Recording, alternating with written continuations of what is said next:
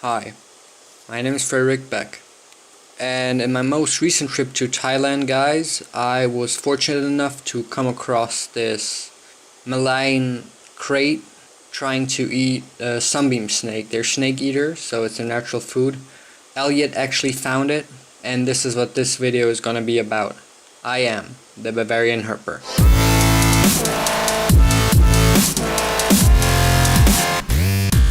Okay guys, so first some facts. Malayan crate is an extremely venomous snake. They are neurotoxic, so it attacks your nervous system.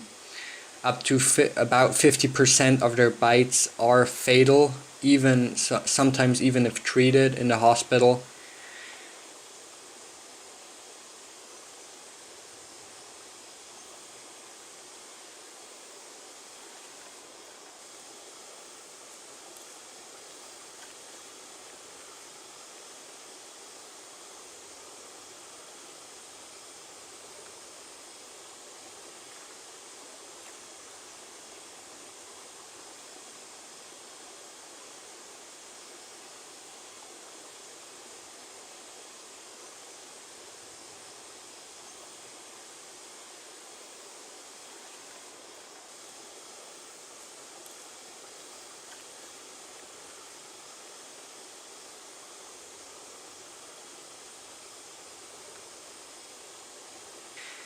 So what happens now is going to be pretty extraordinary. We watched this for about 1.5 hours. The crate repeatedly bit the sunbeam snake all the time basically, but as soon as he started working his way to the top, as he does there, towards the head, the sunbeam snake the most of the time didn't seem too worried, but when it realized that it was getting closer to the head, which is obviously where the crate wants to be, so we can start swallowing the snake, or maybe give it get a better grip, or give it more venom into the head, who knows. But as soon as the sunbeam snake realizes that he doesn't like it, he just rolls around like that, and basically wraps around the crate's head. And as you can see, the crate immediately loses the grip on the front part of the body, and is just struggling to get free. Now he bit the body again there, as you can see, just starts biting, obviously because he's unhappy about the situation. But yeah, like I said, the sunbeam snake pretty much the whole time didn't seem to worry. That's the first time there you saw that it showed a bit of distress, kind of like showing its underside. But yeah, other than that, you can see it's just holding shut. It's got a good grip on the head. It's kind of knotted its body around there, and it's just holding on. The crate is also holding on to the body. So that was for quite a while actually that they were entangled like that.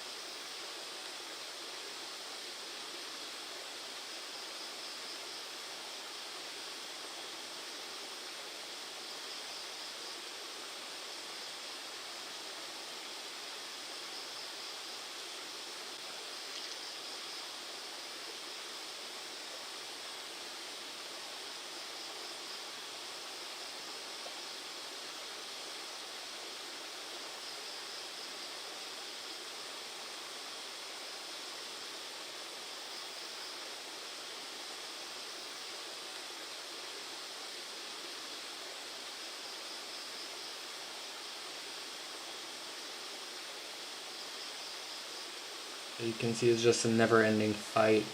The crate's biting, the sunbeam snake is wrapping around the crate. No one's budging really.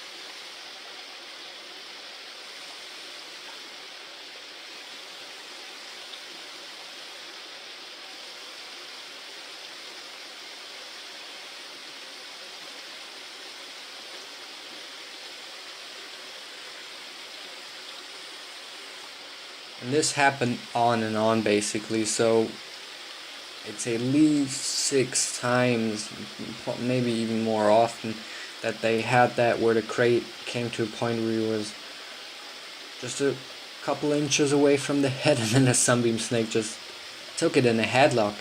And from what we saw, the crate was really struggling, like he had to let go sometimes, and he really looked like he couldn't breathe properly and stuff. So there's no doubt in my mind that if that sunbeam snake had been bigger, he would have just strangled that crate.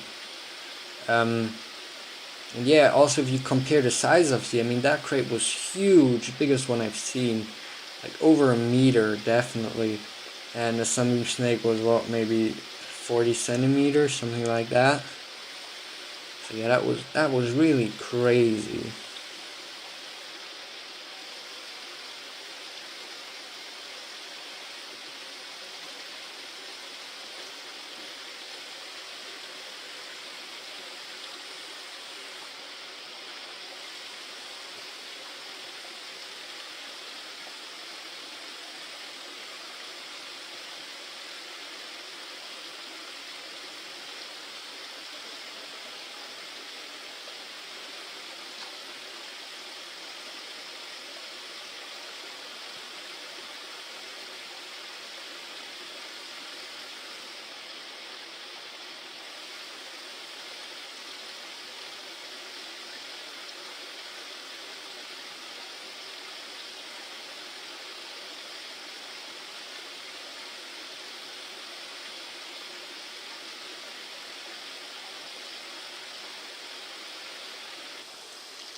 So, and then something interesting happened, because while they were struggling, they were making their way along a little wall, and there was this old coconut there. And in its attempt to get away, the sunbeam snake actually went under it, so like kind of inside. And it turned out that there were ants in there, so that was where they were living, and they disturbed it. Didn't really seem to care that much, like the snakes, but the ants went absolutely mad.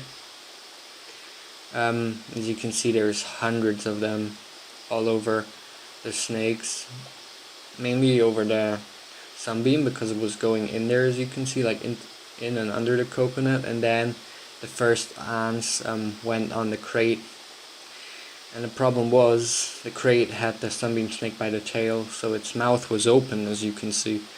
And I mean, on the scales, I don't even think that the ants could bite into the scales, but they can definitely bite into eyes, which are more or less unprotected. And obviously, if your mouth is open, that's not a very good idea. And that's what this crate learned in a rather painful way, I suspect. So you can see as they went more towards the front, you can see the ants just swarming around, and more and more ants actually coming onto the crate and actually onto its mouth, and I guarantee you that they bit it quite a bit. So yeah, now you can see the crate is struggling.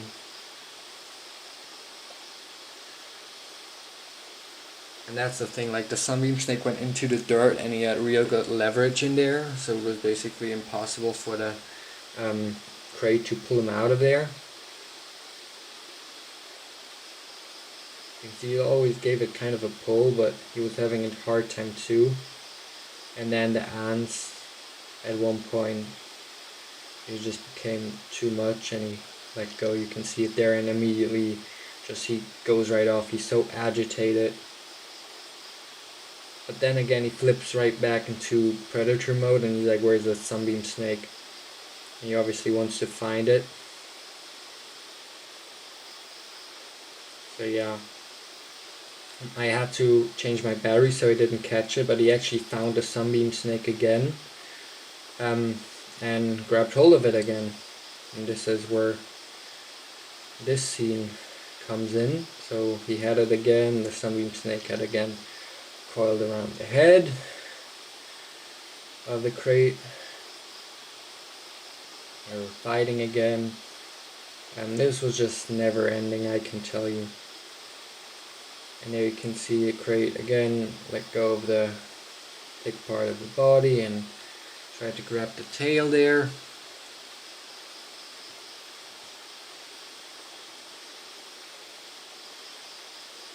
Basically just trying to wind out his body, wind it out of the grip, but the only part that's in the grip is basically his front. And you can see the sunbeam snake is just trying to get away. At no point did the sunbeam snake actually open its mouth and bite the crate or try to bite the crate, nothing like that, always just trying to get away. Yeah, so the wall is right there, a little wall, and yeah, he's just handing it to the crate basically. You can see he's got a good grip there. Crate is struggling, basically wants to get out. And then at that point he was really quite tangled, you can see it there. And then he just let go. And that's the opportunity that the sunbeam snake took, and it went off. So we actually followed the sunbeam snake for a while to see if they would find each other again, but they didn't. So we kept the sunbeam snake, and this is day 2 that we kept it. And you can see it's still alive, it's moving fine, it's responsive. It was quite beat up. It had little marks like bloody scratches all over his body, where obviously the crate had bit it. So we're pretty sure that it was penetrated by fangs. But Yeah, so there's a couple of reasons why it's still alive. Number one could be that it's immune because sunbeam snakes eat other snakes in the wild as well. So it could be that they have a kind of immunity. Or for whatever reason there was something wrong with the crate's fangs or its venom glands or something, who knows. There might be other reasons. So just from a herpetological point of view, this is pretty amazing. I mean, you can see it's beat up, the tail and everything was bitten, but it's moving and it's responsive and everything.